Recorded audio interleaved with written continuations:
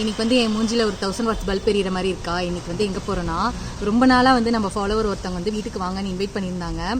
ஏதோ ரீசன்னால் போக முடியாமல் இருந்தது. ஸோ இன்றைக்கி வந்து நம்ம போகிறோம். அதில் என்ன ஸ்பெஷல்னு கேட்டிங்கன்னா, ஒரு ஸ்வீட்டான சர்ப்ரைஸ் இருக்குது. ஸோ வீடியோ ஃபுல்லாக பாருங்கள். இப்போ போகலாம் வாங்க. இன்னைக்கு சத்தியமங்கலத்தில் இருக்க ஒரு ஹோம் பேக்கர் வீட்டுக்கு தாங்க வந்திருக்கோம். அபி ஹோம் பேக்கர்னு சொல்லிட்டு இன்ஸ்டாகிராம் ப்ரொஃபைல் வச்சிருக்காங்க.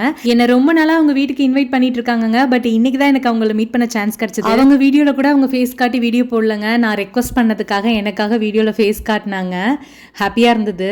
அபிராமி இவங்க வந்து சூப்பராக வந்து கேக்ஸ் பண்ணுவாங்க.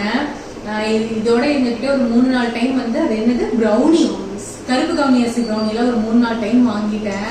செம்மையா இருக்கும். நம்பர் வந்து கீழே வந்து நான் கொடுக்குறேன், கான்டாக்ட் பண்ணி புக் பண்ணிக்கோங்க.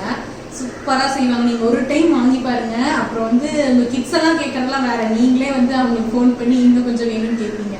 இன்றைக்கும் நான் ஆர்டர் கொடுத்த ப்ரௌனியை வாங்குறதுக்காக தாங்க வந்திருந்தேன். அப்படியே அவங்களையும் மீட் பண்ணியாச்சு. இவங்களோட வெப்சைட்டும் இருக்குங்க, அபி ஹோம் பேக்கர்ஸ்ன்னு சொல்லிட்டு நீங்கள் கூகுளில் டைப் பண்ணாலே வந்துடும்.